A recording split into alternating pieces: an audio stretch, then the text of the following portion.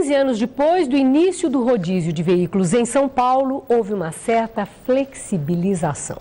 No início, a restrição durava o dia inteiro e não apenas em 3 horas nos horários de pico da manhã e da tarde. Mas com relação à poluição, nada mudou. É a pior sequência de dias secos dos últimos 8 anos. E sem umidade, a massa de ar quente mantém a poluição concentrada, suspensa no ar, bem na altura do nosso nariz. Nessa semana, em particular, a qualidade está inadequada. Na semana passada, a Companhia Ambiental do Estado, a CETESB, chegou a pedir ao paulistano que, por conta própria, deixasse o carro em casa até que a qualidade do ar melhorasse. E o prefeito ameaçou ampliar o rodízio. Há 15 anos, quando foi instituído, o rodízio municipal baixou os níveis de monóxido de carbono na atmosfera, que era o problema da época. Em 1997, 2 anos mais tarde, o objetivo principal mudou. Passou a ser melhorar a fluidez no trânsito. Mas a frota cresceu tanto que a medida já não dá conta. Há 15 anos, a região metropolitana tinha 4,5 milhões de carros nas ruas. Agora são 7 milhões, aumento de mais de 50%. Apesar de a explosão da frota, as montadoras foram obrigadas, pelo rigor das normas de emissão de gases, a fabricar motores cada vez menos poluentes. Por causa dessa compensação, a quantidade de poluentes jogados no ar tem sido praticamente a mesma ao longo dos últimos 10 anos. Quantidade que é a mesma, mas que é muito grande. Segundo especialistas, para tornar o ar de São Paulo adequado, seria necessário reduzir em pelo menos 30% a emissão de gases. E isso quer dizer 3 números finais de placa, e não 2, durante o dia inteiro, impedidos de circular. As propostas incluem a restrição do uso do carro 2 vezes por semana e até limitar a circulação em 15 dias no mês, alternando placas pares e ímpares. Não resolve, porque as pessoas que podem vão comprar 1, 2, 3 carros com placas diferentes. Acho que o certo era ter rodízio de moto, rodízio de caminhão, rodízio de ônibus. A situação está tão crítica que pode valer a pena. A pesquisadora da Universidade de São Paulo diz que não há saída, já que 90% da poluição de São Paulo vem dos carros. Nesse período em que a gente tem realmente esses valores elevados de concentração e as condições atmosféricas não apontam para uma melhoria, para uma melhoria da dispersão de poluentes, precisa se restringir a emissão. E restringir a emissão é restringir os veículos. Mas, por outro lado, do ponto de vista de política pública de transporte público, muito pouco foi feito, apesar da necessidade de ser sentida desde 95. E está em nosso estúdio o jornalista Ricardo Carvalho, especialista em meio ambiente e sustentabilidade.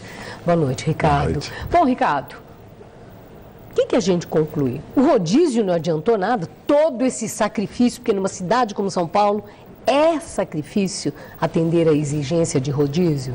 Olha, Maria Lídia, são 15 anos de rodízio e a impressão real que a gente fica é que se esgotou esse modelo de combater o congestionamento na cidade de São Paulo. Não custa lembrar que o primeiro rodízio de 1995, quando Mário Covas era o governador, o objetivo do rodízio mais radical, bem mais radical, tinha a ver com a redução da poluição do ar, que já naquela época era um problema da maior seriedade.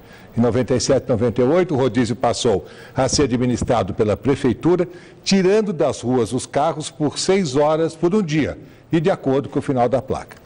13 anos depois, estão aí os congestionamentos crescentes, assim como a irritação da população. Nada parece melhorar o trânsito. Com o Rodoanel, que ainda não está concluído, melhorou o trânsito da região da Avenida Bandeirantes. Tirar os caminhões do centro expandido e das marginais pode melhorar o fluxo. Mas aí vem um problema quase insanável: o número de veículos que entra na cidade de São Paulo. São 4 mil veículos por semana, 16 mil por mês, 192 mil por ano. E não tem muito o que fazer, já que o poder aquisitivo das pessoas tem melhorado e elas são levadas a comprar carros até pela facilidade do crédito. Esta é uma realidade que cria o hábito de ter um carro. E há quem diga que muita gente não se incomoda de ficar no congestionamento desde que esteja no seu próprio carro. E mesmo que perca tempo e dinheiro. Isso se chama hábito arraigado. Olha se na verdade, para fazer compras, ir à padaria, para lazer, para estudar, lá vai o paulistano tirando o carro da garagem. Não se usa bicicleta e nem se caminha. E quem não tem carro é obrigado a aguentar um tempo de espera absurdo e uma superlotação nos ônibus. Se fala muito em melhorar a qualidade e a quantidade do transporte coletivo, ou seja, mais metrô e mais ônibus na rua. Só que isso não se faz da noite para o dia e o problema é urgente. Um desses especialistas tem uma frase definitiva sobre o assunto, Maria Lídia, que eu gosto muito. A solução tem que ser tecnicamente viável e socialmente a mais justa possível. Hoje, quem não tem veículo próprio, quem não tem carro, é usuário de ônibus, é penalizado pelo congestionamento provocado pelo carro particular. É injusto. E é mesmo muito injusto. E o que fazer?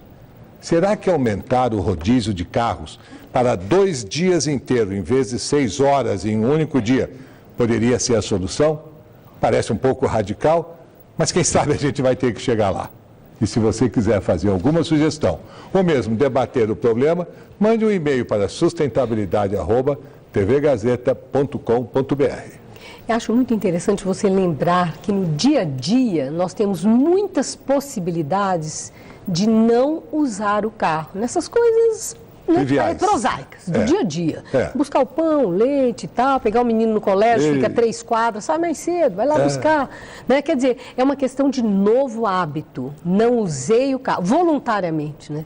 Aí, quem sabe, não precisemos de rodízio dia inteiro, que para muita gente é um problemão, porque o transporte não corresponde à necessidade da demanda. Mas haverá pressão para esse transporte, então. Eu acredito muito em pressão para que as coisas aconteçam. Obrigada, Ricardo. Uma boa noite. Boa noite, Maria Lídia.